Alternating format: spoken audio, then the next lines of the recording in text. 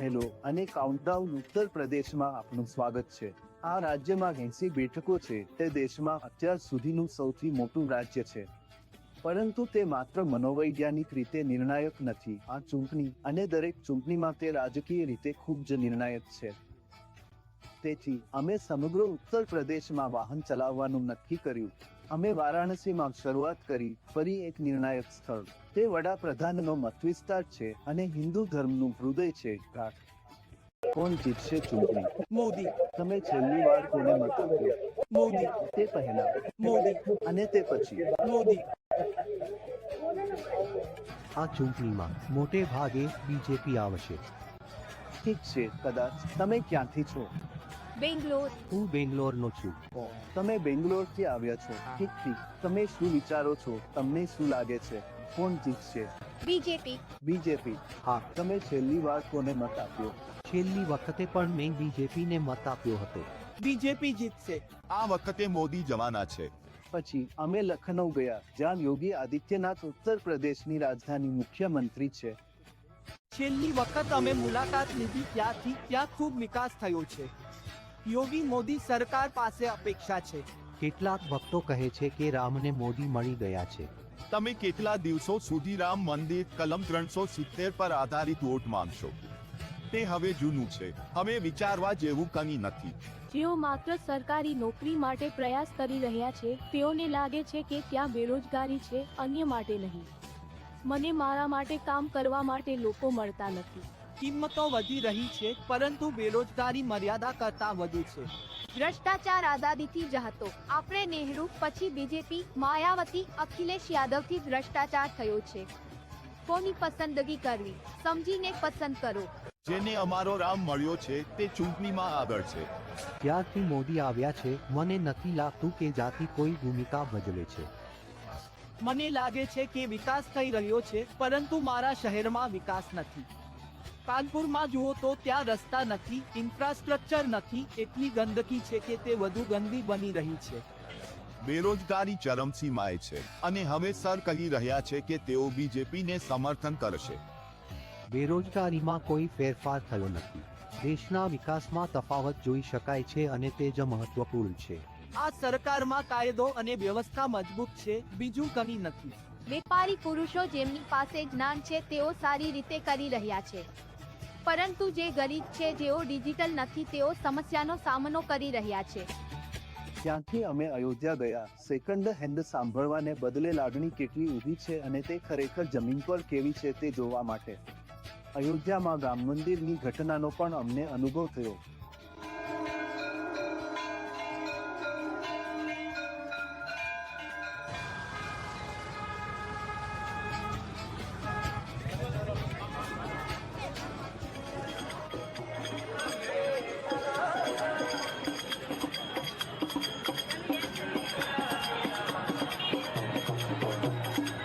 પછી અમે આગ્રા ગયા, જ્યાં અમારી પાસે સુંદર આઇકોનિક સ્મારક છે, તાજમહેલ, જે વિશ્વભરમાં પ્રેમને સમર્પિત સ્મારક તરીકે જાણીતું છે। તેથી સમગ્ર ઉત્તર પ્રદેશમાં અમારા પ્રવાસમાં અમે જાણવા માંગતા હતા કે શું અમે એવા વિસ્તારોમાં જઈ રહ્યા છીએ જ્યાં ભાજપ મજબૂત છે કે જ્યાં તેઓ એટલા મજબૂત નથી, જેથી અમને યોગ્ય રીતે વિતરિત નમૂના મળે। આ તે સ્ટ્રેચ છે જ્યાં મધ્યમાં ભાજપ થોડી નબળી છે, પરંતુ બીજેપી અને એનડીએ ઉત્તર અને દક્ષિણ બાજુએ ખૂબ જ મજબૂત છે। અને જ્યાં તેઓ નબળા છે ત્યાં પણ તેઓ ઓછા મજબૂત છે, નબળા નથી। અમે નોંધ્યું છે કે આ વખતે મતદાન ઘટ્યું છે। ઘણા લોકો કહે છે કે તે ગરમીને કારણે છે, પરંતુ અગાઉની ચૂંટણીઓ 5 વર્ષ પહેલા એક જ સમયે યોજાઈ હતી અને તે ખૂબ જ ગરમ હતી। તેથી મતદાન ઓછું થયું છે। સામાન્ય રીતે ઓછું મતદાન કોને મદદ કરે છે? ઉત્તર પૂર્વના ઘણા રાજ્યોમાં આપણે ઓછું મતદાન જોઈ શકીએ છીએ। તે કોને મદદ કરે છે? છેલ્લા 20 વર્ષોમાં અમારા વિશ્લેષણ દર્શાવે છે કે ઓછી મતદાન બેઠકો ભાજપને મદદ કરે છે, કારણ કે તે કેડર આધારિત પાર્ટી છે અને તેઓ તેમના મતદારોને ધ્યાનમાં લીધા વગર બહાર કાઢે છે। પરંતુ નોન કેડર આધારિત પક્ષો આશા રાખે છે અને પ્રાર્થના કરે છે અને ઈચ્છે છે કે તેમના મતદારો અને સમર્થકો સ્વેચ્છાએ બહાર આવે। તો દોરાવ, ઓછું મતદાન, શું તે ભાજપ માટે સકારાત્મક સંકેત છે? ઠીક છે, સિદ્ધાંત મુજબ તે છે, કારણ કે ભાજપ પાસે પન્ના પ્રમુખ છે જે દેશના દરેક ભાગમાં એક પૃષ્ઠની સંભાળ રાખનાર વ્યક્તિ છે, અથવા દરેક ભાગ જ્યાં તેઓ સખત લડે છે. તેથી સતત સંપર્ક કરવો, મતદાનના દિવસે વ્યક્તિને બહાર કાઢવી, તમને ચૂંટણીમાં જવા માટે કોઈ પણ રીતે મદદ કરવી, મત મેળવવાનો માર્ગ છે. તેથી આ એક પ્રકારના ફરજિયાત મત છે. અન્ય લોકોએ ઉત્સાહ, કોઈ ઘટના જે બની છે અથવા કોઈ મહાન વક્તા જે આવ્યા છે તેના પર નિર્ભર રહેવું પડશે. તેથી વિશ્વભરમાં કેડર આધારિત પક્ષો વધુ મજબૂત આધાર ધરાવે છે. તેઓને કરવા માટે માત્ર થોડી ફર્નિશિંગ મળી છે. અન્ય પક્ષોએ બધું સ્થિર કરવું પડશે કારણ કે તેમની પાસે વર્ચ્યુઅલ રીતે કોઈ કેડર નથી. અજય, ઉત્તર પશ્ચિમ અને પશ્ચિમ બાજુએ ઓછા મતદાન સાથે શું તમે અંદાજ લગાવી શકો છો કે કેવા મતદારો બહાર આવી રહ્યા છે? આપેલ છે કે કંઈ પણ ક્યારેય નક્કર વિશ્વસનીય ડેટા નથી, પરંતુ શું તમે માનો છો કે આ ખૂબ જ ભાવનાત્મક ચૂંટણી છે અથવા તેના બદલે સીધા? બીજું, જે પ્રકારનો ઉત્સાહ અને ઉમંગ પહેલી ચૂંટણીમાં હતો તે આ વખતે દેખાતો નથી. ચૂંટણીનો પ્રથમ તબક્કો અને તેના પરિણામે ઓછી મતદાન ટકાવારીએ તેના વિશે ગપસપ કરવા માટે થોડા લોકો મેળવ્યા છે. પત્રકારો અને અન્ય લોકો જેવા ઘણા લોકો સાથે વાત કરીને અમને જાણવા મળ્યું છે કે એક બાબત એ છે કે મોટાભાગના મતદારો વર્તમાન ચૂંટણીની સ્થિતિથી ખૂબ નારાજ હતા અને તેથી તેઓ મતદાન કરવા ગયા ન હતા. તેઓએ તેમની ચિંતા વ્યક્ત કરી ન હતી, પરંતુ તેઓએ જઈને મતદાન પણ કર્યું ન હતું. આ મુદ્દે વિવિધ લોકોના અલગ અલગ મંતવ્યો છે. કેટલાક લોકોએ કહ્યું કે આ વખતે બહુ ઓછા હિન્દુ મતદારો છે કારણ કે કટ ઓફ છે, તેમની પાસે ખેતરોમાં કામ છે વગેરે. કેટલાક લોકોએ એમ પણ જણાવ્યું હતું કે પ્રથમ તબક્કા દરમિયાન પશ્ચિમ ઉત્તર પ્રદેશમાં 20 બેઠકો હતી અને ઉમેદવારો તરીકે તમામ ગઠબંધનની હાજરીમાં પણ ભાજપે તે 20માંથી 13 બેઠકો જીતી હતી. આ વખતે જો 8 બેઠકોનો વિચાર કરીએ તો લોકો માને છે કે સામાન્ય રીતે મતદાન ઘટ્યું હોવાથી તે ભાજપની સરકારને ચૂંટણીને નુકસાન પહોંચાડશે. પરંતુ હું માનું છું કે જ્યારે મતની ટકાવારીની વાત આવે છે ત્યારે હજુ ઘણું જોવાનું અને ધ્યાનમાં લેવાનું બાકી છે. ચાલો જોઈએ છેલ્લી 5 ચૂંટણીઓ. ત્યારે બીજેપીનું ભાડું કેવું હતું? હવે જો આપણે 2014 પર પાછા જઈએ તો બીજેપી અને એનડીએ પાર્ટીઓને લોકસભામાં 43% વોટ મળ્યા હતા. પછી 2017માં વિધાનસભાની ચૂંટણી વખતે તે ઘટીને 41% થઈ ગયો. આ એટલા માટે હતું કારણ કે મોદી લોકસભા એસેમ્બલી માટે નિર્ણાયક હતા અને તેમની હાજરીના અભાવને કારણે તેમાં થોડો ઘટાડો થયો હતો. પણ પછી 2019માં લોકસભાની ચૂંટણીમાં મતનો હિસ્સો 10% વધીને 51% જેટલો ચોંકાવનારો થયો. દરેક લોકો આ તીવ્ર વધારાને કહેવાતી પુલવામા મોદી અસરને આભારી છે. જો કે આપણે જાણીએ છીએ કે આ ટકી શક્યું નહીં, કારણ કે પછીની 22માં વિધાનસભાની ચૂંટણીઓમાં એનડીએ વોટ ઘટીને 40% થઈ ગયા, જે પુલવામા અસર પહેલા હતા. અમે પંચાયતની ચૂંટણીઓને પણ ટ્રેક કરી હતી, જ્યાં એનડીએએ ફરી એકવાર એવું ન કર્યું જેવું તેણે 2019માં કર્યું હતું. તેથી પુલવામાની અસર સ્પષ્ટપણે ઓછી થઈ ગઈ છે. હવે લોકો કહી રહ્યા છે કે પુલવામા ઇફેક્ટને જાતિ દ્વારા બદલવામાં આવી રહી છે. જો તમે જ્ઞાતિના સમીકરણો પર નજર નાખો તો ઉત્તર પ્રદેશમાં તે ખૂબ જ નિર્ણાયક છે. તે ખરેખર એક મહત્વપૂર્ણ પરિબળ છે. અલબત્ત બેરોજગારી એક અગ્રણી મુદ્દો છે, નોકરી મેળવવી મહત્વપૂર્ણ છે અને અન્ય ઘણા પરિબળો છે. પરંતુ પરિબળ તરીકે જ્ઞાતિ આગળ છે. આ રીતે ઉત્તર પ્રદેશમાં જાતિ વિચ્છેદ થાય છે. 21-19 લોકસભા ચૂંટણી દરમિયાન જે જાતિઓએ ભાજપ અને એનડીએને મત આપ્યો તે ઉચ્ચ જાતિઓ હતી: બ્રાહ્મણો, રાજપૂતો, ભૂમિયારો અને બનિયાઓ, જેઓ 70% વોટ શેર સાથે આગળ છે. ઓબીસી 70% છે, ઈબીસી લગભગ 54% પર ઘણું ઓછું છે. અને બીજી બાજુ, જે જ્ઞાતિએ મોટા ભાગે મહાગઠબંધન માટે મત આપ્યા હતા, એટલે કે એસપી અને બીએસપી, તે છે યાદવો 65%, મુસ્લિમો 68% અને જાટવ મતોના 60%. તેથી તે રીતે પેટર્ન વિકસિત થઈ છે. હવે અખિલેશ યાદવ પોતાનો આધાર પહોળો કરવાનો પ્રયાસ કરી રહ્યા છે અને માયાવતી પોતાનો આધાર મજબૂત કરવાનો પ્રયાસ કરી રહી છે. તો દોરા કેટલું મહત્વનું છે? શું તમને લાગે છે કે આ ચૂંટણીમાં જ્ઞાતિ છે અને શું તે બીજા બધાને ઓવરરાઇડ કરે છે? મને લાગે છે કે યુપીમાં જ્ઞાતિ હંમેશા મહત્વનું પરિબળ રહ્યું છે, પરંતુ તે એકમાત્ર પરિબળ નથી. તેથી જ મને લાગે છે કે લોકો વિવિધ જાતિઓમાં સીટો વહેંચે છે. તમે જ્ઞાતિને એક પરિબળ તરીકે સંપૂર્ણપણે છોડી શકતા નથી, પરંતુ રામ મંદિર જેવા મુદ્દાઓ પર મોટી અસર પડે છે અને આ વખતે વિચારવાની જરૂર છે. પરંતુ તે સીધી જાતિની લડાઈ નથી. જેમ તમે પણ ઉલ્લેખ કર્યો છે, લોકો તેમના આધારને વિસ્તૃત કરવાનો પ્રયાસ કરી રહ્યા છે. અખિલેશ યાદવ હવે ખાલી યાદવ ઉમેદવાર તરીકે જોવા માંગતા નથી. તેના બદલે તે પોતાનો આધાર વિસ્તારવા અને અન્ય ઓબીસી જૂથો, એસસી અને સેન્ટ સુધી પહોંચવા માંગે છે. મને લાગે છે કે દરેક જણ સમાન આધારને પહોળો કરવાનો પ્રયાસ કરી રહ્યા છે, કારણ કે બીજેપીને બહુમતી વોટ બેંકનો ટેકો છે. બાકીના લોકો તે જ કરે છે કે કેમ તે જોવાનો પ્રયાસ કરી રહ્યા છે, કારણ કે અન્યથા બીજેપીને હરાવવાનો કોઈ રસ્તો નથી.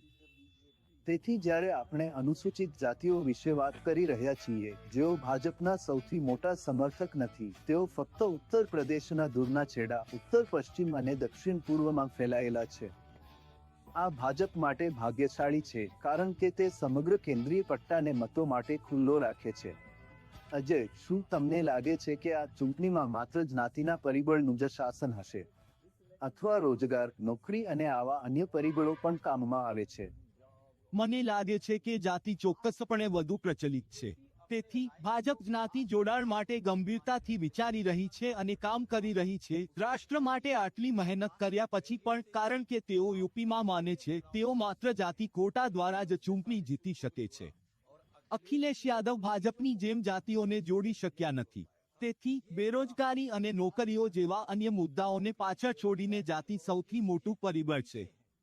હકીકતમાં ગઈકાલે જ્યારે અમે ઉત્તર પ્રદેશમાં મુસાફરી કરી રહ્યા હતા, ત્યારે અમને જાણવા મળ્યું કે દરેક વ્યક્તિએ મુખ્ય સમસ્યા તરીકે બેરોજગારીની વાત કરી હતી. પરંતુ તે પછી પણ તેઓએ જાતિ માટે મતદાન કર્યું. તેઓએ કહ્યું, હું બીએસપીને મત આપીશ અથવા એસપી અથવા બીજેપીને મત આપીશ. તેથી અંતે, ભલે બેરોજગારી બધાને લાગુ પડે, જાતિ એ અંતિમ પરિબળ છે જે તેમને આગળ ધપાવે છે. ચાલો આપણે તેમાંથી કેટલાક અવાજો ખેતરો અને ગામડાઓમાંથી સાંભળીએ કે જાતિ કેવી રીતે મહત્વપૂર્ણ છે. શું તમને ઉત્તર પ્રદેશમાં સરકારોમાંથી કોઈ લાભ મળ્યો છે? અમને પક્ષની પરવા કર્યા વિના કોઈ લાભ મળ્યો નથી. માયાવતી અને અન્ય લોકો પાસેથી પણ? ના, કોઈ પક્ષમાંથી નહીં, કોંગ્રેસ નહીં, માયાવતી નહીં, કોઈ નહીં. ભાજપમાંથી પણ નહીં? ના, તેમને પણ નહીં. તો પછી ભાજપને વોટ શા માટે? સમુદાય. અમને એવી વ્યક્તિ જોઈએ છે જે અમારા રાજ્યનો સારી રીતે વિકાસ કરે, જેઓ આગળ શિક્ષણ અને આરોગ્ય કરશે, શાળાઓ, કોલેજો અને હોસ્પિટલો બનાવશે, જેઓ રાજ્યના ભલા માટે કામ કરશે. ઉત્તર પ્રદેશના વિકાસ માટે તમને કોણ સારું લાગે છે, મોદી કે અખિલેશ? અહીંથી અખિલેશ વધુ સારા છે. અખિલેશ આગળ છે. તમારા મતે કોણ આગળ છે, મોદી કે અખિલેશ? અહીં અખિલેશ છે, કારણ કે તે આ વિસ્તારના રાજકારણી છે, તેથી તે અખિલેશ છે. અખિલેશ આપણા જિલ્લાના છે, તેથી તે આ જિલ્લાની સુધારણા માટે પોતે જ કામ કરશે. અહીં યુપીમાં અખિલેશ સારું કરી રહ્યા છે, પરંતુ દેશ માટે મોદી શ્રેષ્ઠ છે. હું એક યાદવ છું. તો પછી તમે કોને મત આપશો? અમારા વિસ્તારમાં દરેક વ્યક્તિ ડિમ્પલ યાદવને જ મત આપે છે. મોદી વિશે શું? મોદી અને ડિમ્પલ વચ્ચે શું તફાવત છે? અમે કોઈ પણ તફાવતની કાળજી લેતા નથી. અમે ફક્ત અમારા જ સમુદાયના લોકોને મત આપવાનું વિચારીએ છીએ. અમે અમારા સમુદાય અને તેની રાજનીતિને જીત અપાવીશું. તેઓ છેલ્લી ચૂંટણીઓમાં પણ 3 લાખથી વધુ મતોથી જીત્યા હતા. દરેક વ્યક્તિ પોતાના સમુદાય માટે અમુક પ્રકારની આશા સાથે મત આપે છે કે અમને આ પાર્ટીમાંથી કંઈક મળશે, અમને તેમના શાસનથી ફાયદો થશે. આ અખિલેશનું ઘર છે, અલબત્ત તેઓ જ શાસન કરશે. તે આવું બીજું ક્યાં કરશે? શું તમે ચૂંટણીની તણાવપૂર્ણ હવા અનુભવો છો? ચૂંટણી મોટા પ્રભાવશાળી લોકો માટે છે. હું આ વિશે કંઈ જાણતો નથી. અમે મતદાન કરીશું. અમે મતદાન કરી રહ્યા છીએ. અમારું આખું ગામ એકસાથે મતદાન કરવા જાય છે. તો હવે ચાલો આગળ વધીએ કે સમાજવાદી પાર્ટી કેવી રીતે કરી રહી છે. ચાલો જોઈએ અખિલેશ અને ડિમ્પલ વિશે અને તેઓ આ ચૂંટણીમાં કેવું પ્રદર્શન કરી રહ્યા છે. છેલ્લી 4-5 ચૂંટણીમાં શું વલણ રહ્યું છે? સારું, જો તમે 2014માં પાછા જાઓ અને લોકસભાની ચૂંટણીમાં વોટ શેર જુઓ તો તેમને 22% મળ્યા હતા. ત્યારપછીની વિધાનસભા ચૂંટણીમાં પણ તેઓને 22% મળ્યા હતા. મતલબ કે તે સમયે વિધાનસભાની ચૂંટણીમાં તેઓએ કંઈ સારું કર્યું ન હતું. પછી 2019ની લોકસભાની ચૂંટણીમાં તેઓ 22% ઘટીને 18% થઈ ગયા. ત્યારે તેઓ માયાવતી સાથે ગઠબંધનમાં હતા. અમે તપાસ કરીશું કે તે ગઠબંધન કામ કરે છે કે નહીં, અને હવે તેઓ અલગ થઈ ગયા છે તે દરેક સંબંધિત પક્ષો માટે સારું છે કે ખરાબ. રસપ્રદ વાત એ છે કે 22 વિધાનસભાની ચૂંટણીમાં સમાજવાદી પાર્ટીના વોટ 18%થી વધીને 32% થઈ ગયા હતા, એટલે કે 14%નો વધારો. વાસ્તવમાં તે બીજેપીના વધારા કરતાં પણ મોટો છે, જેની આપણે હમણાં 2019માં વાત કરી હતી. અને જ્યારે આપણે 2023માં પંચાયતની ચૂંટણીઓ જોઈએ છીએ અને તેઓએ 2019 જેવું સારું પ્રદર્શન કર્યું ન હતું, થોડીક નીચે. આને વધુ સારી રીતે સમજવા માટે અમે અખિલેશ યાદવને તેમની વ્યૂહરચના વિશે પૂછ્યું. તેના જવાબો પરથી તે સ્પષ્ટ હતું કે તેની વ્યૂહરચના ખરેખર તેને ટેકો આપતી જ્ઞાતિઓની સંખ્યા વધારવાનો પ્રયાસ કરવાનો હતો, જેમ કે દોરાબ હમણાં જ કહેતો હતો. તેમની નવી વ્યૂહરચના શું છે અને તેમનું પીડીએ આ ચૂંટણીમાં તેમના માટે નિર્ણાયક 3 અક્ષરો સાંભળો.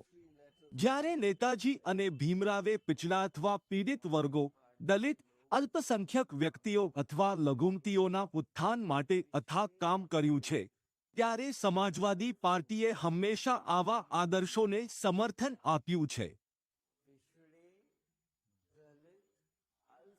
પછી ભલે તે મુસ્લિમ, ખ્રિસ્તી અથવા આદિવાસી લઘુમતીઓ સાથે સંબંધિત હોય.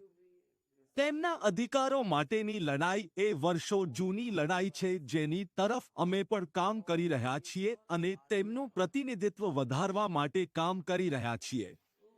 NDP અને BJP આ વ્યૂહરચના સાથે સ્પર્ધા કરવા સક્ષમ નથી. તેમના અધિકારોની, તેમના સન્માનની આ લડાઈ ઘણી જૂની લડાઈ છે. અમે તેમના અધિકારો માટે લડીશું. અમે આ જૂથને આગળ વધારવાનો પ્રયાસ કરી રહ્યા છીએ. NDP ની સામે ડરી જાય છે. NDP ની સામે ધ્રુજી રહ્યું છે. અને તેમની પાસે કોઈ જવાબ નથી. વાઇસ ચાન્સેલરની નિમણૂક. જો આપણે તેમને પૂછીએ કે છેલ્લા 10 વર્ષમાં કુલપતિની નિમણૂક થાય તો કેટલા PD છે? યુનિવર્સિટીઓ, કેન્દ્રીય યુનિવર્સિટીઓ અને રાજ્યની યુનિવર્સિટીઓમાં વાઇસ ચાન્સેલર દ્વારા નિયુક્ત કરાયેલા લોકો ક્યાં છે? તેઓ કોણ છે? ઉત્તર પ્રદેશ એ છે જ્યાંથી વડાપ્રધાન ચૂંટણી લડે છે. બીજી વખત મુખ્ય પ્રધાન ચૂંટાયા છે. દિલ્હીમાં તેમની સરકારના 10 વર્ષ અને ઉત્તર પ્રદેશમાં 7 વર્ષ થયા છે. અને હું તેમને પૂછવા માંગુ છું કે યુવાનોની નોકરી ક્યાં છે? તેઓ નોકરી આપવા માંગતા નથી કારણ કે જો તેઓ સરકારી નોકરી આપે છે તો તેમને અનામત પણ આપવી પડશે. NDPના લોકો આરક્ષણ ખતમ કરવા માંગે છે. આથી ભારત ગઠબંધનની વ્યૂહરચનાના ભાગરૂપે અમારી પાસે PD છે. આપણે સર્વસમાવેશક બનવું પડશે અને તેમના મુદ્દાઓને સમાજ સુધી પહોંચાડવા પડશે અને મુદ્દાઓ વિશે વાત કરવી પડશે. આ લઘુમતીઓ, નાના જૂથો, તેઓ બધા તમને છોડી ગયા છે. તે શા માટે છે? તમે તેમને મહાગઠબંધનમાં શા માટે સ્થાન આપ્યું નથી? ભાજપ અત્યારે સૌથી નબળી અને સૌથી વધુ સંવેદનશીલ સ્થિતિમાં છે. જો તેઓ નબળા ન હોત તો શું તેઓ સમાજવાદી પાર્ટી સાથેના પક્ષોને તોડી નાખત? તેઓએ પક્ષો તોડી નાખ્યા. તેઓએ તેમને શા માટે તોડ્યા? કારણ કે BJP નબળી છે. જો BJP નબળો ન હોત તો કદાચ તેઓ આ પક્ષોને ન લઈ શક્યા હોત. જે પક્ષોએ તેમની સાથે દુર્વ્યવહાર કર્યો એ પક્ષોની ભાષા એવી હતી કે તેમની વાત કોઈ સાંભળતું ન હતું. BJPના લોકો તેમને સ્વીકારી શક્યા નથી. અપમાનિત હોવા છતાં અને તે વિશે ખરાબ લાગણી હોવા છતાં તેઓએ તે સહન કરવું પડ્યું અને તે પક્ષોમાં જવું પડ્યું કારણ કે તેઓ મતનું રાજકારણ કરે છે. તેથી હું માનું છું કે BJP અત્યારે સૌથી નબળી પરિસ્થિતિમાં છે. એટલા માટે તેઓ સમાજવાદી પાર્ટી સાથે ગઠબંધન તોડી રહ્યા છે. તેઓએ ગઠબંધનમાંથી આર.એલ.ડી તોડી નાખ્યું. આર.એલ.ડી એ તેમના માટે શું કહ્યું નથી, અથવા તેઓએ આર.એલ.ડી માટે શું કહ્યું નથી. બીજો પક્ષ છે, તેઓએ તેને તોડી નાખ્યો. અથવા અમારી સાથે અન્ય પક્ષો હતા, તેઓ તેમને લઈ ગયા. તેથી તેઓએ તેમને લીધા કારણ કે તેઓ જાણે છે કે બીજેપી સમાજવાદી પાર્ટી સાથે સ્પર્ધા કરી શકે તેમ નથી. શું તમને લાગે છે કે રાજ્યની ચૂંટણીની વિરુદ્ધ રાષ્ટ્રીય ચૂંટણીમાં તમે સારી વિકેટ પર છો કે ખરાબ વિકેટ પર? મને લાગે છે કે ભારતનું જે જોડાણ થયું છે અને કોંગ્રેસ સાથેનું મારું જોડાણ, મને લાગે છે કે હું આ સમયે સૌથી મજબૂત છું. સાચું માનીએ તો ભાજપ હારી ગયું છે. જે હારે છે તે ગુસ્સે થાય છે. તો અત્યારે જે ગુસ્સો દર્શાવવામાં આવ્યો છે તે બીજેપી દ્વારા તેમની ભાષા પર નજર નાખો. 10 વર્ષ પછી યુપીમાં 10 પેપર લીક થયા છે. તેઓ તે વિશે વાત કરતા નથી. જે 10 પેપર લીક થયા છે, જે બાળકોનું ભવિષ્ય અંધકારમાં ગયું છે, તે 60 લાખ બાળકો છે. અને હું માનું છું કે આ બાળકોના પરિવારમાં તેમના માતા પિતા સહિત 3 સભ્યો છે. તો જો આ ગણતરી સાચી હોય તો 60 લાખ ગુણ્યા 3 થી 1 કરોડ 80 લાખ થાય. અને 1 કરોડ 80 લાખ ભાગ્યા 80, જે લોકસભા બેઠકની ગણતરી છે. તો દરેક લોકસભામાં બીજેપીને 2,25,000 મતો પડ્યા છે. બીજું, ક્ષત્રિય સમાજના લોકો બીજેપીની વિરુદ્ધમાં આવ્યા છે. અને અન્ય સમાજના લોકો પણ સરકાર સામે ઉતરી આવ્યા છે. તેથી તેમના મત ઉમેરીએ તો એક લોકસભામાં લાખો મતો ઓછા થયા છે. બીજેપી આની ભરપાઈ કેવી રીતે કરશે? તેથી જ તમે નોંધ્યું હશે કે તેમના ભાષણો રોજગાર વિશે નથી, ન તો તે યુપીમાં કોઈ મોટા રોકાણ વિશે છે, ન તો તે મોંઘવારી ઘટાડવા વિશે છે.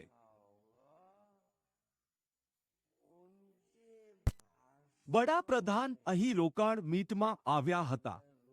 વડાપ્રધાને જણાવવું જોઈએ કે આ રોકાણમાં રાજ્યને ખરેખર શું મળ્યું છે. અહીં ડિફેન્સ એક્સપો યોજાયો હતો. રાષ્ટ્રપતિ, વડાપ્રધાન બધાએ તેમાં હાજરી આપી હતી. પણ આપણા રાજ્યને શું મળ્યું તે તેઓએ જણાવવું ન જોઈએ. જે ઇલેક્ટોરલ બોન્ડ્સ બહાર આવ્યા છે, તેણે તેમને હચમચાવી દીધા છે. ઇલેક્ટોરલ બોન્ડે તેમને ખરા અર્થમાં હચમચાવી દીધા છે. અને બીજેપીના લોકો એટલા ડરી ગયા છે કે અમે તેમને ઇલેક્ટોરલ બોન્ડ વિશે પૂછીએ તો તેઓ પીવા માટે ઇલેક્ટ્રોલ શોધે છે.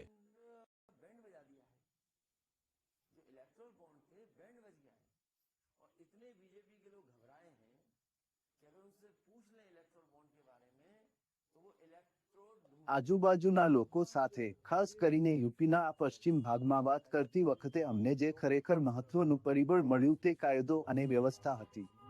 ખાસ કરીને મહિલાઓ. કાયદો અને વ્યવસ્થા ખૂબ જ નિર્ણાયક માનવામાં આવે છે અને તેમના અનુસાર આ પાસામાં ચોક્કસપણે સુધારો થયો છે.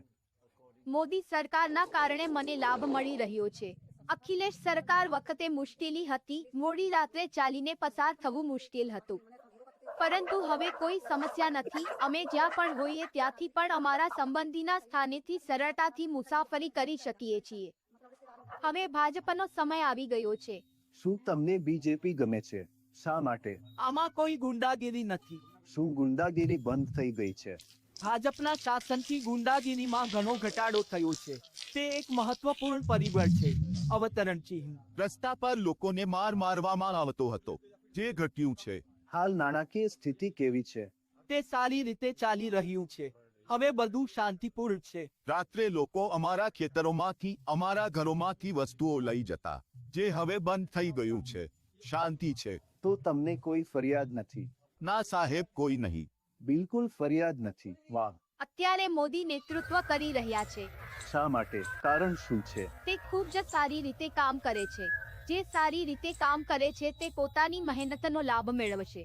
તમે કયા ફેરફારો જોયા છે? આ મહેનત તેઓ શું કરી રહ્યા છે? જો તેઓ પાક અને ખેડૂતોની સુધારણા માટે કામ કરશે તો તેઓ ચોક્કસ સફળ થશે. પાક પણ હવે સલામત છે. અમને કોઈ ડર નથી. હવે ગુંડાગીરી કે શારીરિક શોષણનો કોઈ ડર નથી.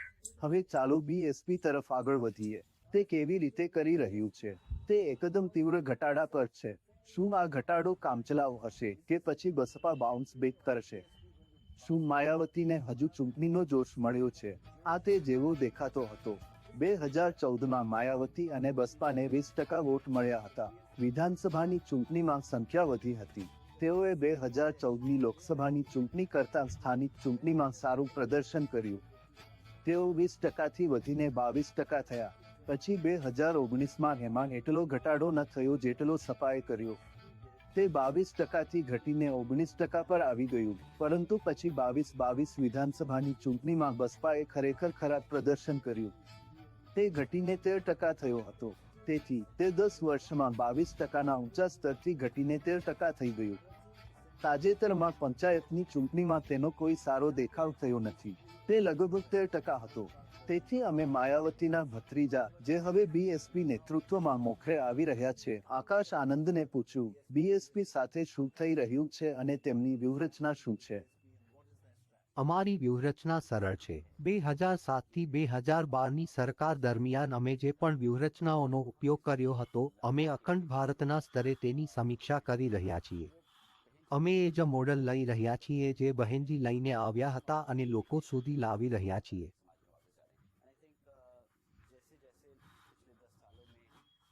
છેલ્લા 10 વર્ષમાં જે રીતે રાજકીય પરિદૃશ્ય બદલાયું છે, યુવા મતદારો પણ સમજી ગયા છે કે ચૂંટણી ઢંઢેરો પક્ષો માટે માર્કેટિંગ યુક્તિ બની ગયા છે, જેનો કોઈ વાસ્તવિક અમલ થતો નથી. તેથી અમે એક અજમાયશ અને પરીક્ષણ પદ્ધતિ સાથે આગળ વધીશું, જેથી આ મતદારોને પણ ખ્યાલ આવશે કે અમે આ સમયે દેશનું શાસન કરવા માટે વધુ યોગ્ય છીએ. તમારો મુખ્ય વિરોધ કોણ છે? તમે મુખ્યત્વે કોની સામે લડી રહ્યા છો, ભાજપ કે સપા? ધ્યાનમાં રાખીને કે તમે મુખ્યત્વે યુપી કેન્દ્રિત પાર્ટી છો, તો તમે મુખ્યત્વે કોની સામે લડી રહ્યા છો? અમે મુખ્યત્વે યુપીના નથી. હા, સંસદની દ્રષ્ટિએ અમે યુપીમાં ઘણી સફળતા જોઈ છે. અમારો વોટ શેર દેશભરમાં ફેલાયેલો છે. પણ તમે યુપીમાં સૌથી મોટા છો. અમે યુપીમાં સૌથી મોટા છીએ, પરંતુ અમને લાગે છે કે અમે તમિલનાડુ અને મહારાષ્ટ્ર અથવા મધ્યપ્રદેશ જેવા તમામ રાજ્યોમાં ચિંતા વ્યક્ત કરવામાં સક્ષમ છીએ. તો તમારો મુખ્ય વિરોધ કોણ છે? તમારો વિરોધ બીજા કરતા થોડો વધારે કોને છે? હું જાણું છું કે તમે બંને કહેશો, પણ સહેજ વધુ કોણ છે? જુઓ, લોકોના હિતમાં, અમારા મતદારોના હિતમાં, અમારા હિતમાં, અમે જે સમુદાયનું પ્રતિનિધિત્વ કરવાનો પ્રયાસ કરી રહ્યા છીએ તે સમુદાયના હિતમાં, અમે કોઈનો વિરોધ કરવા અથવા કોઈને શોધવાને બદલે લોકો સાથે છીએ કે તે ખરાબ છે કે આ સાચું છે અથવા આ ખોટું છે. તો દોરા, લોકો સાથે વાત કરીને અમને જે સામાન્ય લાગણી મળી તે એ છે કે માયાવતી પાસે જેટલી ઉર્જા અને ડ્રાઈવ હતી તે નથી. શું તે સાચું છે? મને લાગે છે કે વાજબી દ્રષ્ટિ છે. આ ઉપરાંત તેની પાસે પહેલા જેટલા પૈસા નથી. ભૂલશો નહીં, તે 15-20 વર્ષ પહેલા સત્તામાંથી બહાર થઈ ગઈ હતી. તેથી નાણાકીય સહાય વિના સંસ્થાને ચાલુ રાખવી મુશ્કેલ છે. સેકન્ડ લાઇન લીડરશિપનો અભાવ પણ કામમાં આવે છે, જેને તે હવે ઊભી કરવાનો પ્રયાસ કરી રહી છે. આ એક જો વ્યક્તિ છે, અને એક વ્યક્તિ માટે વર્ષો અને વર્ષો સુધી સતત પાર્ટીની સ્થાપના કરવી ખૂબ જ મુશ્કેલ છે. તેણીનો ગેસ થોડો ઓછો થઈ રહ્યો છે. તે એક હકીકત છે, મને લાગે છે. તો અજય, બસપા આટલી બધી કેમ પડી? 22%થી ઘટીને 22માં 13%, અને પંચાયતની ચૂંટણીમાં પણ તેઓ સારો દેખાવ કરી શક્યા નથી. શું થયું છે? તેણીએ છોડી દીધું છે. શું તેણી પાછી બાઉન્સ કરશે? 13% સુધી ઘટી જવું તેમના માટે ખૂબ જ ચિંતાજનક છે. જુઓ, માયાવતીની વોટ ટકાવારી ઘટી. આ વખતે માયાવતી પોતાનું નેતૃત્વ ખૂબ જ સારી રીતે વિકસાવવા માંગે છે, કારણ કે માયાવતી સામે પડકાર છે. પડકાર એ છે કે તેનો આગામી અનુગામી કોણ હશે. તેથી તે આ રીતે આકાશ આનંદને સમર્થન આપી રહી છે. જો આ ચૂંટણીમાં તેની મતદાનની ટકાવારી ઓછી હશે તો તે જાણે છે કે તે ટકી શકશે નહીં. આ વખતે તેણીનું સૂત્ર જે તમે અહીં જોઈ શકો છો ની ઓળખ શું છે? વાદળી ધ્વજ, હાથીનું પ્રતીક. તેથી તેનો અર્થ એ છે કે તેણીને લાગે છે કે તેણીએ તેના મતદારોને કહેવું પડશે કે હાથીનું પ્રતીક હશે. આ પહેલા તેમનું સપા સાથે ગઠબંધન હતું, તો ઘણી જગ્યાએ તેના બેલેટ પેપરમાં ઈવીએમમાં હાથીનું પ્રતીક નહોતું. આ વખતે તે દરેક જગ્યાએ લડી રહી છે, તેથી પ્રતીક ત્યાં છે. તેથી તેના મતદારો જશે અને પ્રતીક માટે મત આપશે, એટલે કે તે આ રીતે ટકી રહેવા માંગે છે.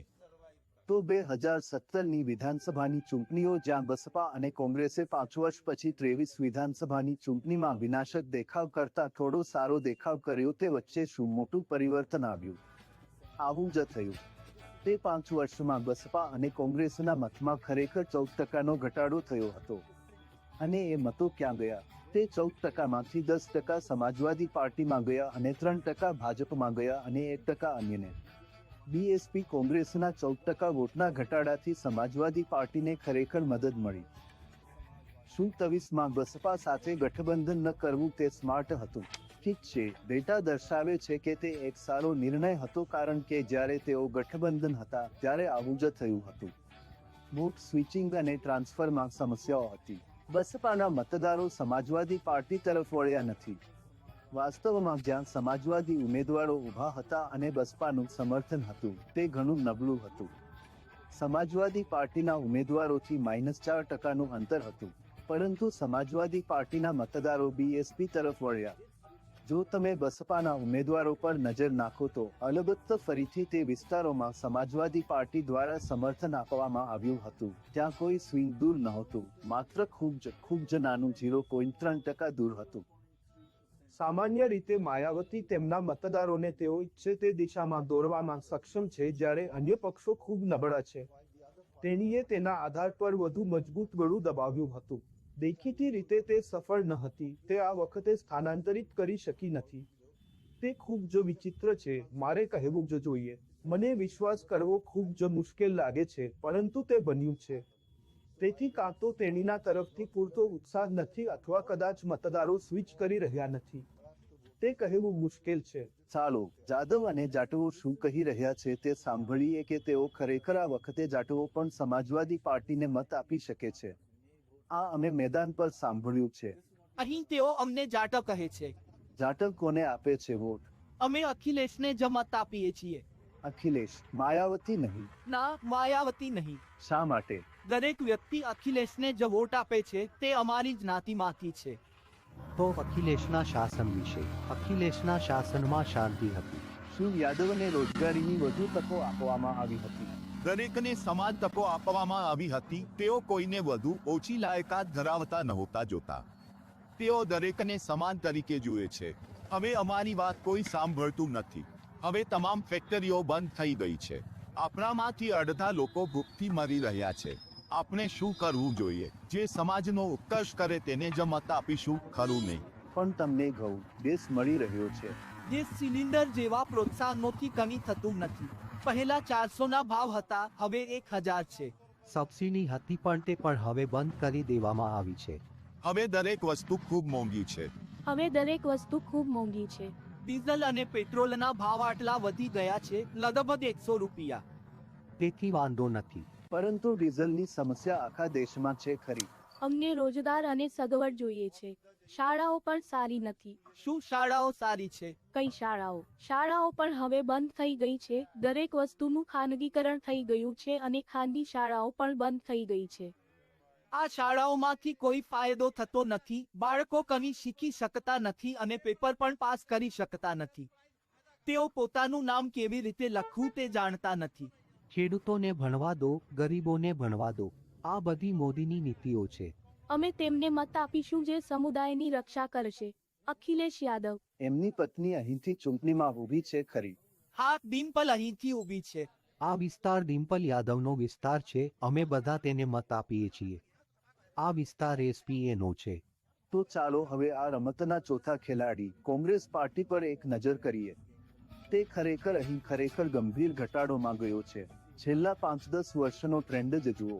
2014માં તેને 6% વોટ મળ્યા હતા.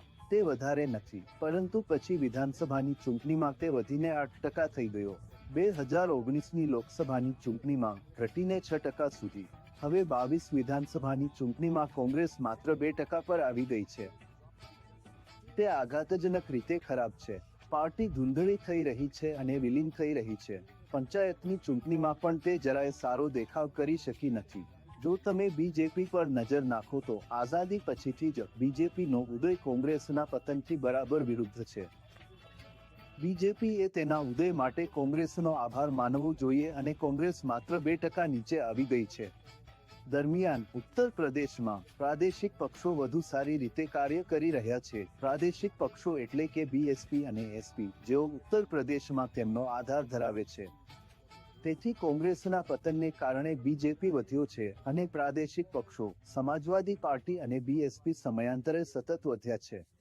તો અજય, શું કોંગ્રેસ સંપૂર્ણપણે સમાપ્ત થઈ ગઈ છે કે તે માત્ર એક અસ્થાયી ઘટાડો છે? શું તેમની પાસે ઉત્તર પ્રદેશમાં નેતૃત્વ છે? શું તેઓ હજુ પણ શોધી રહ્યા છે? તમે એમ ન કહી શકો કે કોંગ્રેસ સંપૂર્ણપણે ખતમ થઈ ગઈ છે. તે જે તબક્કે હતું તે જ તબક્કે છે. તેઓ તેમના શ્વાસ લેવાની જગ્યા વધારવા માટે શ્વાસ લેવાનો પ્રયાસ કરી રહ્યા છે. તેના માટે તેઓએ અજય રાયને રાષ્ટ્રપતિ બનાવ્યા. તે યુવાન છે, તે થોડો લડે છે. રાહુલ પોતાને સાબિત કરવા માંગે છે. પરંતુ જોવાની વાત એ છે કે તેમણે ગાંધીબંધન સાથે શું કર્યું છે. કોંગ્રેસમાં જે ઉમેદવારો ઊભા છે, લોકો તેમને કેટલું સમર્થન આપે છે, તેમનો કેટલો વોટ જાય છે, તેના પર ચૂંટણી કેવી રહે છે તેના પર નિર્ભર છે. પરંતુ તમે કહી શકો કે કોંગ્રેસ માત્ર શ્વાસ લેવા માંગે છે, થોડું ટકી રહેવા માંગે છે, કારણ કે તે સંપૂર્ણ રીતે સમાપ્ત થયું નથી. અત્યારે તેની સ્થિતિ બહુ સારી નથી. તેથી આ પ્રચાર દરમિયાન ઉત્તર પ્રદેશમાં જે 2 મોટા મુદ્દાઓ વિશે દરેક વ્યક્તિ વાત કરે છે તેમાં અયોધ્યા અને મોદી પરિબળ છે. તેથી અમે વડાપ્રધાનના મતવિસ્તાર વારાણસીના ઘાટની મુલાકાત લીધી.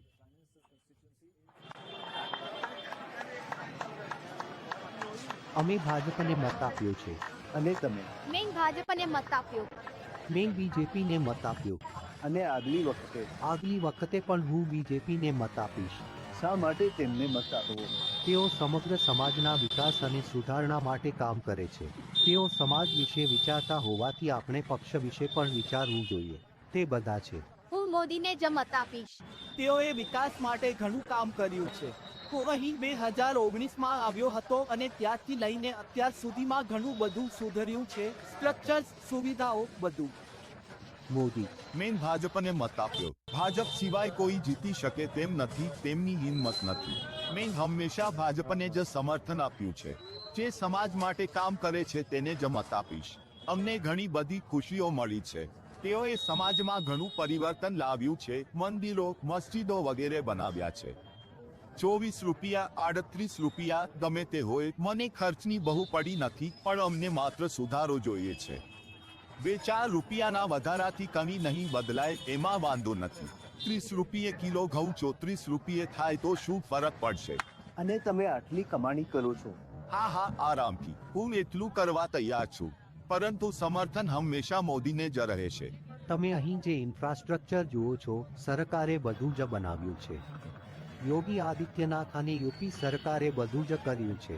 લોકો મતદાન કરી રહ્યા છે, લોકો મુલાકાત લઈ રહ્યા છે કારણ કે તેઓએ ખૂબ સારું કર્યું છે. આવનાર દરેક વ્યક્તિ કહે છે કે તેઓ ખૂબ સારું કામ કરી રહ્યા છે.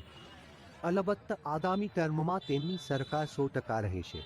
તેઓ સમગ્ર વસ્તીને મદદ કરશે.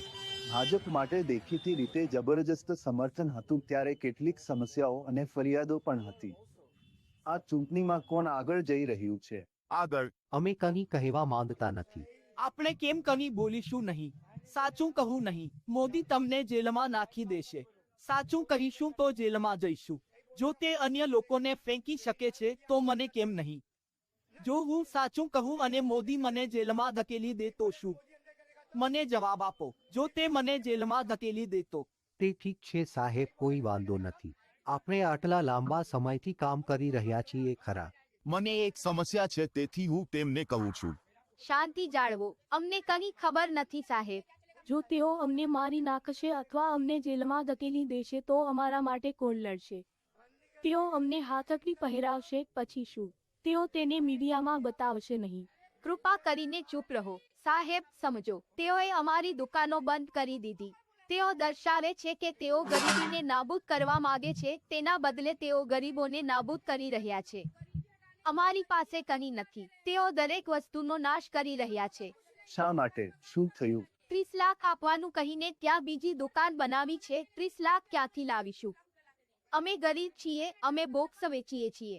આટલા પૈસા ક્યાંથી મળશે? અમને કશું મળ્યું નહીં. અમને વળતર પૈસા કંઈ મળ્યું નથી. અમને કશું મળ્યું નહીં. આ દુકાનો બ્રિટિશ સમયથી છે. તેઓ અમારી દુકાનો તોડી નાખે છે, અમને અન્ય જગ્યાએ બાંધવાનું કહે છે, પછી તે પણ તોડી નાખે છે. હવે આપણે શું કરી શકીએ? કોઈ વળતર નહીં. કેટલાક કોર્ટ કેસ ચાલ્યા, પરંતુ તેઓ તમામ કોર્ટ કેસોને પણ સ્કોશ કરે છે. અહીં જાઓ, ત્યાં જાઓ, ભૂગર્ભમાં જાઓ. તેઓ અમને જ્યાં ઈચ્છે ત્યાં જવાનું કહે છે. આ રીતે 2000 પરિવારોએ પોતાની મિલકત ગુમાવી છે. તેમને ચૂકવવા માટે અમારી પાસે પૈસા નથી. અમને ખબર નથી કે કોણ જીતશે અને કોણ હારશે. થોડી હળવી વાત કરો. હવે એ લોકો આવશે તો આપણે આ બધું કાઢીને ભાગવું પડશે. અમે તેને દૂર કરીશું. જો અમે તેને દૂર નહીં કરીએ તો તેઓ આ વસ્તુઓ લઈ જશે અને અલગ ફી માંગશે. ત્યાં એક અલગ બિલ્ડિંગ છે, પણ અમે જઈ શકતા નથી, તેથી અમે શેરીઓમાં ગોઠવાયેલા છીએ. અમારી પાસે ત્યાં જવાના પૈસા નથી. આટલા પૈસા ક્યાંથી લાવીશું? વારાણસીમાં અમે BHU કેમ્પસની નજીક એક કાફેમાં ગયા અને ત્યાંના વિદ્યાર્થીઓ સાથે વાત કરી. તમામ ઉચ્ચ સ્તરીય IIT અને BHU વિદ્યાર્થીઓ કે જેઓ ટેકમાં છે, અમે તેમની સાથે રાજનીતિ અને તેમના મંતવ્યો અને દેશની સ્થિતિ વિશે તેમને શું ચિંતા અથવા ખુશ છે તે વિશે વાત કરી. હકીકત એ છે કે ધાર્મિક દ્વેષ અને જાતિવાદ ઘણો છે અને તે વધી રહ્યો છે અને તે કંઈક છે જે મને ગમતું નથી. મારો મતલબ છે કે કોઈ પણ જૂથને સ્ટીરિયોટાઇપ કરવું ખરાબ છે, તે ત્યાં ન હોવું જોઈએ. જો સરકાર અમુક સમુદાયો તરફ કામ કરતી હોય તો તે સારું છે, પરંતુ તેમને લોકો પર બળજબરીથી વૈચારિક છાપ છોડવી જોઈએ નહીં. મારા મતે ભાજપની સામે એક પણ વ્યક્તિ નથી જે દેશની જવાબદારી ઉઠાવવા સક્ષમ હોય. હું રાહુલ ગાંધીને મત આપવાનો નથી, અત્યારે નથી. મને નથી લાગતું કે તે સારા નેતા બની શકે. મને લાગે છે કે હવે બીજેપીના સમર્થનનું મુખ્ય કારણ રામ મંદિર છે. રામ મંદિર? હા. મોટે ભાગે NDA. NDA? હા. ભાજપ. શા માટે? ઇન્સ્ટાગ્રામ ટ્રેન્ડ્સ અને સનાતન ધર્મ મોદીને ઘણી મદદ કરી. મારા મોટાભાગના મિત્રો હિન્દુ છે, તેથી અમે મોદીને ટેકો આપીએ છીએ. જે દરે દેશનો વિકાસ થયો છે, રાષ્ટ્રવાદની લહેર અને આ દેશમાં આપણી સંસ્કૃતિમાં રસ વધ્યો છે અને વિકાસ થયો છે, હું તેનાથી ખૂબ જ પ્રેરિત છું. મારા મતે આ દેશના યુવા તરીકે હું ઈચ્છું છું કે આ સરકાર હોય. મેં પ્રગતિ અને વિકાસ જોયો છે. હું કોંગ્રેસ ભારતને મત આપીશ. તેઓ દરેક બાબતમાં સારા છે. હાલમાં ભાજપ ખૂબ જ ધ્રુવીકરણ કરી રહ્યું છે. કોંગ્રેસ સત્તામાં આવશે તો રોજગારીની આશા વધશે. સરકારી ક્ષેત્રો માટે યોગ્ય જગ્યાઓ નથી, તેઓ ખાલી જગ્યાઓ બહાર પાડી રહ્યા નથી. પરંતુ કોંગ્રેસના મેનિફેસ્ટોમાં તેઓ જણાવે છે કે તેઓ લોકોને 30 લાખ નોકરીઓ આપશે. તેમના ઇતિહાસ સાથે જોતા તેઓએ ઘણું સારું કામ કર્યું છે. વિવિધ પ્લેટફોર્મ દ્વારા આ બાબતો વિશે નિરર્થક બનવાને બદલે જનતાએ ચૂંટણી પ્રત્યે ગંભીર બનવું જોઈએ. તે વિચારધારા અથવા રાજકીય દૃશ્ય વિશે નથી, તે જનતા વિશે છે. તો પછી વાર્તાની બીજી બાજુ તપાસો. શું તે મોટું છે? શું તે મોટું નથી? તે પુલવામા જેવું છે કે અયોધ્યા? તે કેટલું મોટું છે? અમે ખરેખર અયોધ્યાની મુલાકાત લેવાનું વિચાર્યું અને જુઓ કે જમીન પર કેવી સ્થિતિ છે. તો દોરા, તું અયોધ્યા ગયો. શું તારી અપેક્ષા પ્રમાણે હતું? ઉત્સાહ વધારે હતો? ઉત્સાહ ઓછો હતો? તમને શું લાગ્યું? તમારે ધ્યાનમાં રાખવું જોઈએ, જે લોકો અયોધ્યા આવે છે કારણ કે તેઓ અયોધ્યા જવા માંગે છે, તેઓ સમર્પિત લોકો છે. તેથી ત્યાંના લોકોમાં ભારે ઉત્સાહ, ધાર્મિક ઉત્સાહ હતો. જેમ તમે અપેક્ષા કરશો, તે એક મોટું મંદિર છે અને ફૈઝાબાદ અને અયોધ્યાની વસ્તી ઘણી ઓછી છે. તેઓ આવનારા લોકોની સંખ્યાથી અભિભૂત છે અને તેઓ સવારે 6 વાગ્યાથી રાત્રે 9 વાગ્યા સુધી આવે છે. આખો સમય લોકોની અવિરત કતારો છે. ત્યાં પ્રચંડ ઉત્સાહ છે, ત્યાં કોઈ પ્રશ્ન નથી. પરંતુ ભૂલશો નહીં, આ બધા યુપીના નથી, બધા એક જ મતવિસ્તારના નથી, પરંતુ યુપીમાં ચોક્કસપણે જોશ છે. હવે તે ઉત્સાહ પુલવામા જેટલો મોટો ચૂંટણીલક્ષી ફાયદામાં કેટલો બદલાઈ શકે છે, મને નથી લાગતું. પણ દેખીતી રીતે એક ફાયદો છે, કારણ કે આ વર્ષોથી બની રહ્યું છે. અયોધ્યા નથી થયું, તેનું ઉદ્ઘાટન હવે થયું છે. તે 20 કે 30 વર્ષથી બની રહ્યું છે.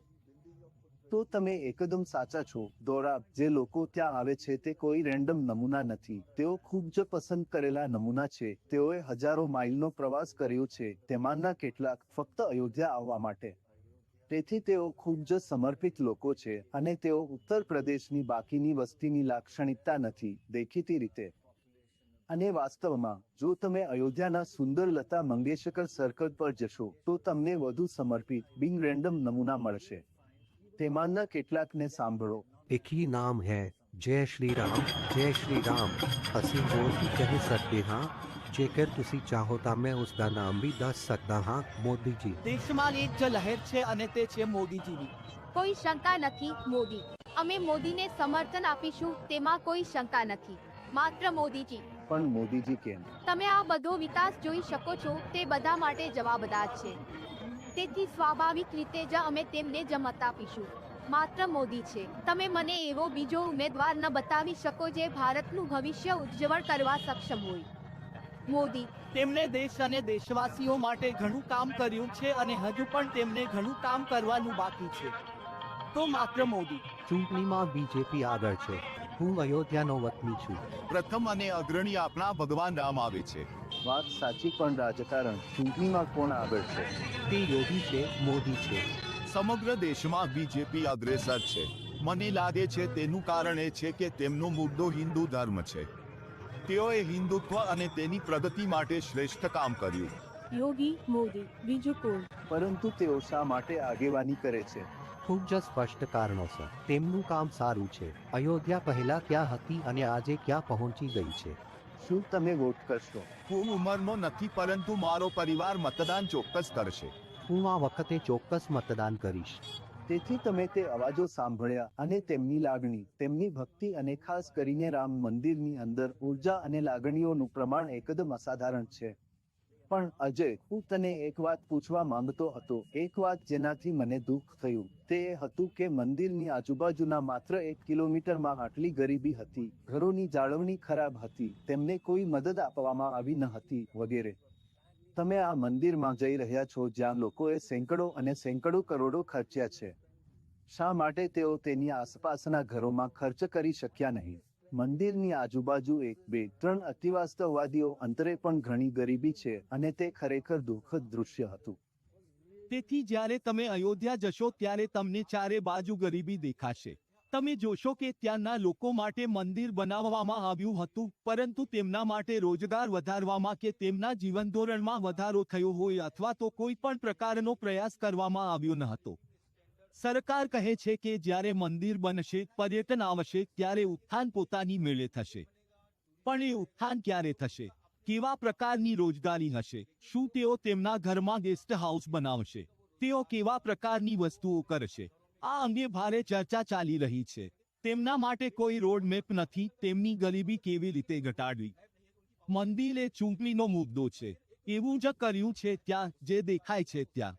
અમે યોગી આદિત્યનાથની રેલીમાં પણ હાજરી આપી હતી।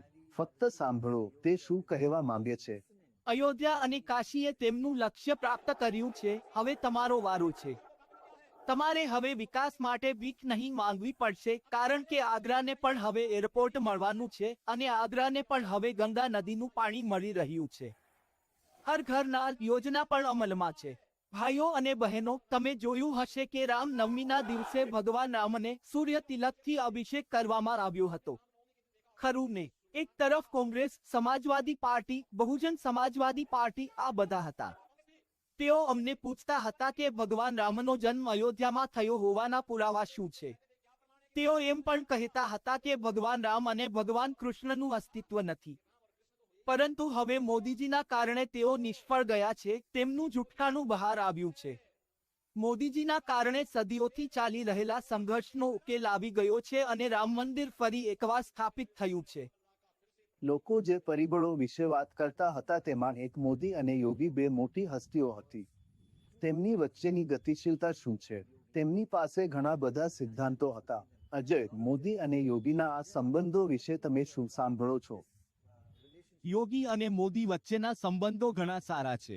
તમે જોયું જ હશે કે જ્યારે તેઓ બનારસ જાય છે ત્યારે હંમેશા મોદીનો એક જ ફોટો હોય છે, પરંતુ યોગીના ખભા પર તેમનો હાથ હોય તેવો ફોટો બહાર પાડવામાં આવે છે. આ દર્શાવે છે કે યોગી અને મોદી વચ્ચે ઘણી બંધન છે.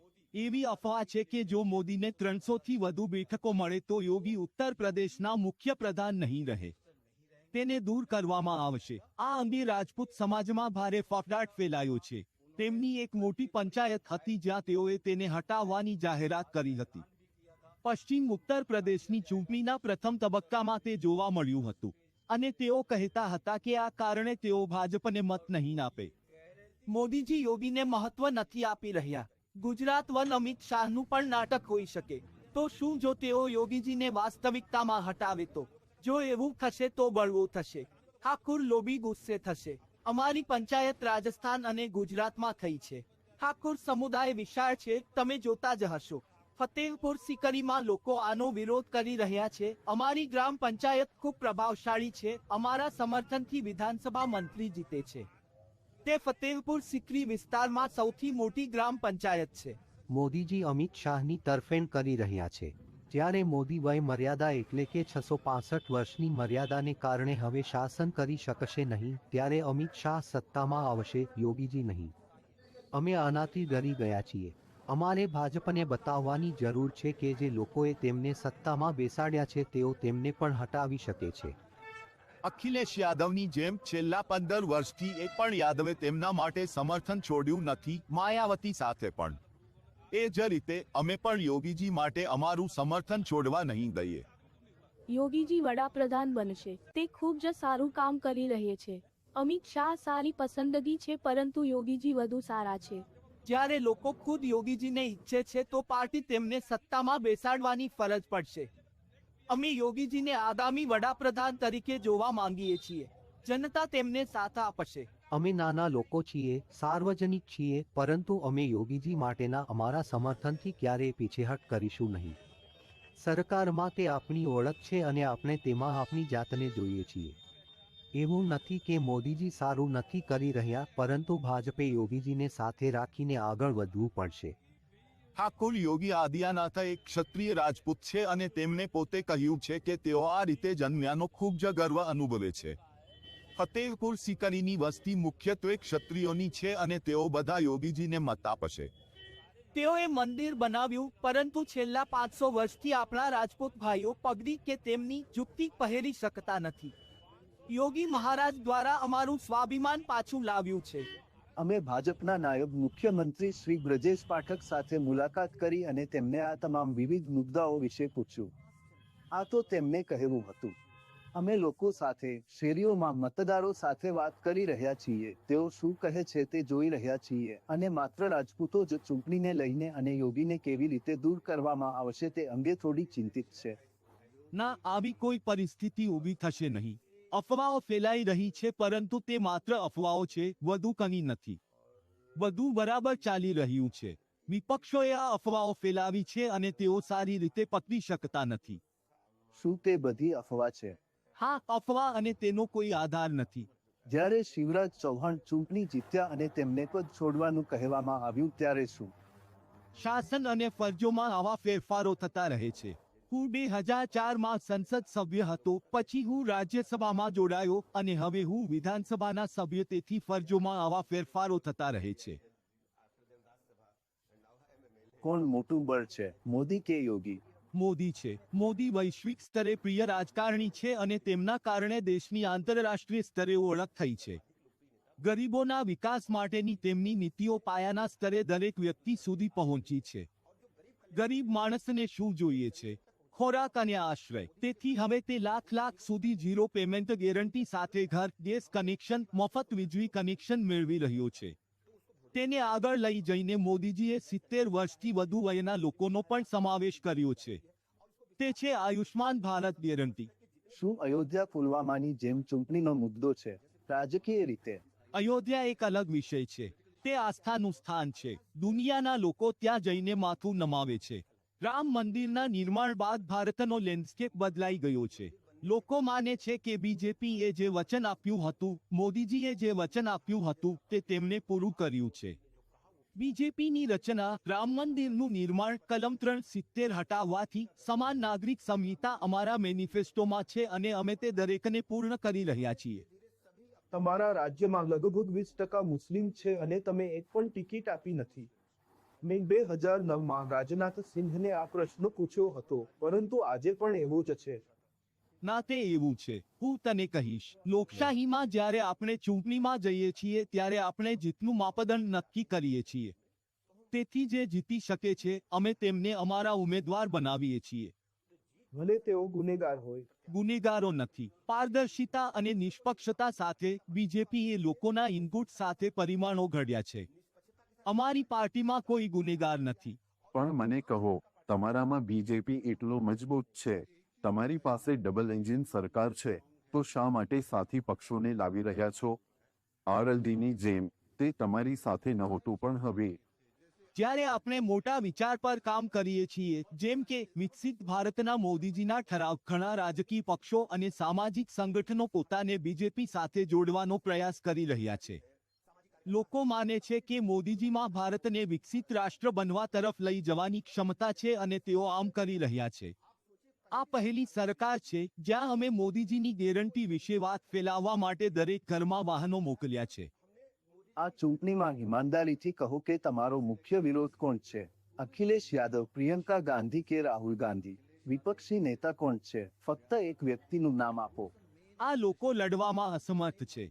લોકોએ તેમને ફગાવી દીધા છે. લોકોએ ગુંડાવાદ અને અરાજકતા, માફિયા, ગુંડાગીરી, મહિલાઓ સામે હિંસા, ઘરો અને દુકાનો પર કબજો કરવા માટે જાણીતી અખિલેશ યાદવની સમાજવાદી પાર્ટીને સંપૂર્ણપણે નકારી કાઢી છે.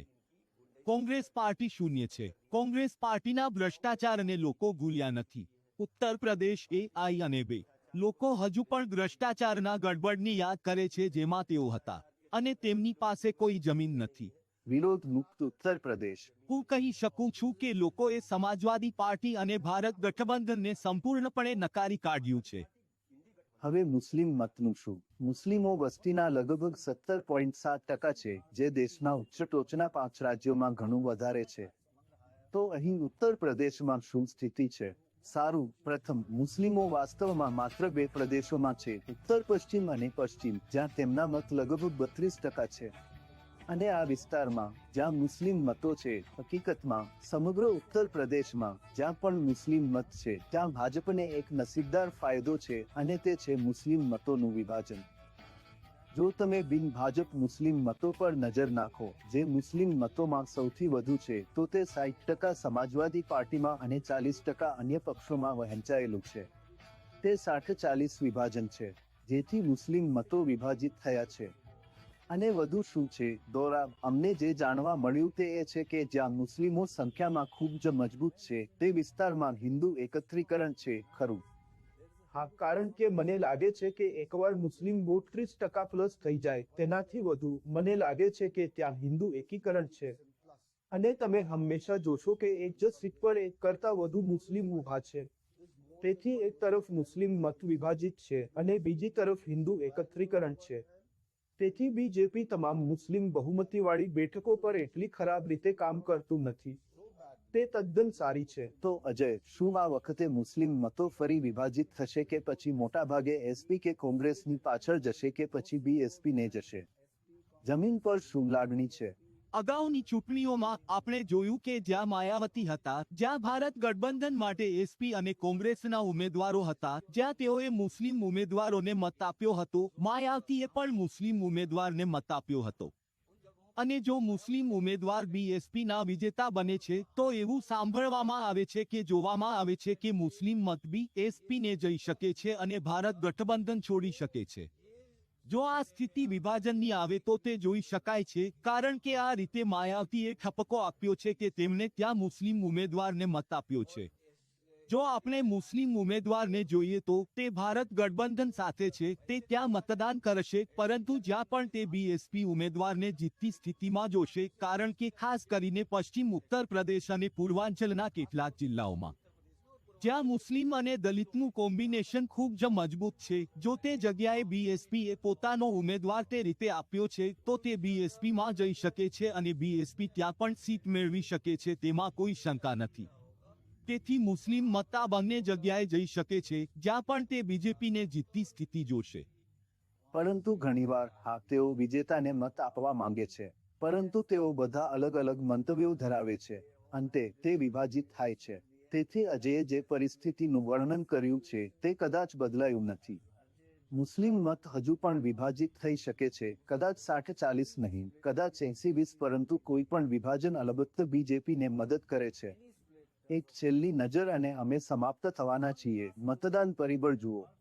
યાદ રાખો, અમે કહ્યું હતું કે મતદાનમાં ઘટાડો થયો છે જેણે બીજેપીને મદદ કરી. આગળ જોતા, જો તમે જુઓ કે ઐતિહાસિક રીતે ઓછા મતદાનવાળા વિસ્તારો ક્યાં રહ્યા છે, તે ઉત્તર પ્રદેશના પૂર્વ ભાગમાં છે, તે વધુ ગરીબ છે, અને તમે ભૂતકાળમાં જશો તેમ તમે તેને દેખીતી રીતે જોઈ શકો છો, તે દુઃખદ છે. ઉત્તર પ્રદેશના પશ્ચિમ ભાગની સરખામણીમાં તે ખૂબ જ ગરીબ છે, અને દેખીતી રીતે જ ત્યાંથી ઘણું સ્થળાંતર થાય છે. દોરાબ, શું સ્થળાંતર કરનારાઓને તેઓ જ્યાં હોય ત્યાંથી મત આપવાનો સમય નથી આવ્યો? મને લાગે છે કે અમે ઓછામાં ઓછા એક દાયકાથી તેના વિશે વાત કરી રહ્યા છીએ કે જો તમે એનઆરઆઈને ન્યૂયોર્કથી મતદાન કરવાની મંજૂરી આપવાનું વિચારી રહ્યા છો તો તમારે સ્થળાંતર કરનારાઓને નાસિક કે સુરતથી મત આપવા દેવા જોઈએ. પરંતુ મને લાગે છે કે ચૂંટણી પંચ ઇલેક્ટ્રોનિક્સ અને આધાર કાર્ડ હોવા છતાં તે સરળ નથી, પરંતુ તે નોંધપાત્ર રીતે કરી શકાય તેવું છે, અને તેણે તે ઓછામાં ઓછા મોટા શહેરોમાં કરવું જોઈએ જ્યાં યુપી અને બિહારના સ્થળાંતરીઓ રહે છે. તો દોરાબ, જરા અમને જણાવો કે આ ચૂંટણીમાં આપણે કયા મોટા નેતાઓ, હેવીવેઇટ વ્યક્તિત્વો તેમાંથી કેટલાક છે? તમે જાણો છો, યુપી પાસે 80 બેઠકો છે, ભાજપ પાસે 300માંથી લગભગ 60 બેઠકો છે. અલબત્ત વારાણસીના પીએમ છે, કેબિનેટમાં નંબર 2 અથવા 3જા નંબર પર છે, રાજનાથ સિંહજી લખનૌથી છે, અમેઠીમાંથી સ્મૃતિ ઈરાની છે, મથુરાની અભિનેત્રી હેમા માલિની, મેરઠથી ભગવાન રામની ભૂમિકા ભજવનાર અરુણ ગોવિલ, પીલીભીતથી ભૂતપૂર્વ કોંગ્રેસી જીતિન પ્રસાદ, લખીમપુર ખેરીમાંથી અજય મિશ્રા ટેની અને અલબત્ત મહારાષ્ટ્રમાંથી આયાત કરાયેલા એક શ્રી કૃપા શંકર છે. સિંહ જૌનપુરથી શ્રી કૃપા શંકર સિંહ તેલંગાણાથી આવતી સુશ્રી શ્રીકલા નામની મહિલા સામે ચૂંટણી લડી રહ્યા છે. તો યુપીમાં મહારાષ્ટ્ર તેલંગાણાની લડાઈ થઈ રહી છે. પછી ત્યાં અલબત્ત એસપી ખરેખર ઘણું પારિવારિક રાજકારણ છે. અફઝલ અંસારી, ગાજીપુર, પરંતુ તે પછી ડિમ્પલ યાદવ, ધર્મેન્દ્ર યાદવ, આદિત્ય યાદવ અને અક્ષય યાદવ છે. બધા કોઈને કોઈ રીતે અખિલેશ યાદવ સાથે સંબંધિત છે. ત્યારબાદ કોંગ્રેસ છે, અજય રાય છે, જે છેલ્લી 2 ચૂંટણીઓ માટે છે. આ ત્રીજી ચૂંટણી છે, તે સહારનપુરમાં શ્રી મોદી અને ઇમરાન મસૂદ સામે લડી રહ્યા છે. પછી અલબત્ત શ્રી મોદીના સાથી અપના દળ સોનીલાલ પટેલના પુત્રી અનુપ્રિયા પટેલ અને અરવિંદ રાજભર, અને પછી જતીન ચૌધરીનું અંતિમ સંપૂર્ણ સ્થળાંતર, જેમણે આરએલડીની આખી પાર્ટીને એક ગઠબંધનમાંથી બીજામાં લઈ લીધી છે. યુપીમાં વિવિધ રીતે હલચલ ચાલી રહી છે. પક્ષો ફરે છે, લોકો ફરે છે, બધું ફરે છે, પરંતુ વ્યક્તિત્વ રહે છે. હા, તેઓ જ્યાં પણ જાય છે તેઓ એક વ્યક્તિત્વ બનીને રહે છે. તે સાચી વાત છે. તો અજય, એક છેલ્લી વાત. ચાલો જોઈએ કે આ ચૂંટણી માટે શું છે આગાહી. અમે તમને 3 આગાહીઓ આપવા જઈ રહ્યા છીએ. પ્રથમ, અભિપ્રાય મતદાન. ઓપિનિયન પોલ શું કહે છે? 80માંથી એનડીએને કેટલી સીટો મળશે? મતદાન કહે છે કે 80 સીટોમાંથી એનડીએને 74 સીટો મળશે. હવે અન્ય વાસ્તવમાં લગભગ સારી આગાહી વિધાનસભાની ચૂંટણીઓ દ્વારા કરવામાં આવે છે. જો તમે છેલ્લા 20 વર્ષની વિધાનસભાની ચૂંટણીઓ પર નજર નાખો તો જો તે લોકસભાની ચૂંટણીના 1 વર્ષમાં યોજવામાં આવે તો સારી આગાહીઓ છે. હવે આ વિધાનસભાની ચૂંટણી 2 વર્ષ પહેલા યોજાઈ હતી, એટલે સાવ સરખી વાત નથી. પણ જો તમે એ રીતે જશો તો 80 બેઠકોમાંથી 50થી 50 બેઠકોની આગાહી છે. એસેમ્બલી પોઇન્ટર 50થી 55 છે. અમે જર્નાલિસ્ટ કાફેમાં પત્રકારોના તે જૂથને પણ પૂછ્યું કે તેઓ શું વિચારે છે, અને તે બધાના જુદા જુદા અંદાજો હતા, અને અમે વ્યક્તિઓમાં જઈશું નહીં. તે ક્યાંક 50થી 50ની વચ્ચે બદલાય છે, અને અમે જોયું અને દરેક જણ સંમત થયા કે તે બધાની સરેરાશ 80માંથી 62 જેટલી હતી. તેથી 74, 50 થી 55 અને 62. તેથી સ્પષ્ટપણે દરેકને લાગે છે કે ભાજપ અને એનડીએ જીતવા જઈ રહ્યા છે, પરંતુ તે કેટલું મહત્વનું છે? અજય, એવું કયું મુખ્ય પરિબળ છે જે નક્કી કરશે કે તે 50, 60, 70 છે? અગાઉ એ ચૂંટણીમાં એક જ મુદ્દો આવતો હતો. 2014ની ચૂંટણીમાં તેઓ ભ્રષ્ટાચાર સામે લડ્યા હતા. 2019ની ચૂંટણીમાં પુલવામા અને અન્ય મુદ્દા હતા. આ વખતે તેઓએ રામ મંદિર લાવવાનો પ્રયાસ કર્યો, પરંતુ રામ મંદિરની સાથે તેઓએ જાતિના સમાવેશનો મુદ્દો ઊભો કરવાનો પ્રયાસ કર્યો, કારણ કે ઉત્તર પ્રદેશ જાતિઓની પરાકાષ્ઠા છે. ભાજપે ઘણું હોમવર્ક કર્યું છે. તેથી આ જાતિનું પરિબળ હતું અને અખિલેશ આને સમજતા હતા. એટલે અખિલેશે પણ પીડીએ માટે કામ કર્યું. તેમણે પીડીએ, પીછડા, દલિત, આદિવાસીઓને જોડ્યા. તેથી બંને બાજુએ લોકોએ જ્ઞાતિઓ એક કરી છે. આમાં જે અનુમાન બહાર આવી રહ્યું છે તેમાં એક અનુમાન છે કે ગત 2019ની ચૂંટણીમાં જે રીતે 62-63 બેઠકો જીતી હતી તે આ વખતે 1-2 બેઠકો ઘટી શકે છે.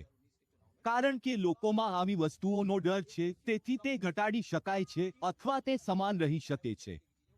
દોરા, તારો અભિપ્રાય શું છે? એવું નથી કે હું ઈચ્છું છું કે તમે આકૃતિ આપો, પરંતુ સામાન્ય રીતે તમે અગાઉ જે કહ્યું તેમાં કોઈ શંકા નથી કે યુપીમાં એનડીએ ખૂબ જ પ્રભુત્વ ધરાવે છે, પછી ભલે તે 60 હોય કે 70. 2019માં 9 કે 10 બેઠકો વિશે ભૂલશો નહીં, જે બીજેપી અથવા એનડીએ દ્વારા 5%થી ઓછી બહુમતી સાથે જીતવામાં આવી હતી. તેથી વસ્તુઓ પ્રવાહી છે, પરંતુ તે ખૂબ જ પ્રભાવશાળી પક્ષ છે, તેમાં થોડી શંકા છે. અને ત્યાં અંતમાં સ્વિંગ હોઈ શકે છે. અંતમાં સ્વિંગ, પ્રારંભિક સ્વિંગ, કોઈ સ્વિંગ નહીં, બધા સ્વિંગ. બધું શક્ય છે. અધિકાર તે છે. હું આશા રાખું છું કે આ બધું સાંભળ્યા પછી તમે અમારા જેવા મૂંઝવણમાં નહીં હો, પરંતુ તે ખૂબ જ વિજાતીય રાજ્ય છે જે ખરેખર ઉત્કૃષ્ટ રાજકીય દિમાગ અને સ્પષ્ટ લોકોથી ભરેલું છે, અને અમે ખરેખર આ રાજ્યનો આનંદ માણ્યો છે અને અમને મતદારો સાથે વાત કરવાની મજા આવી છે. આ રાજ્ય, ચાલો જોઈએ કે ખરેખર શું થાય છે. ફક્ત સમય જ કહેશે અને તે બધું નિર્ભર છે. જોવા બદલ આભાર.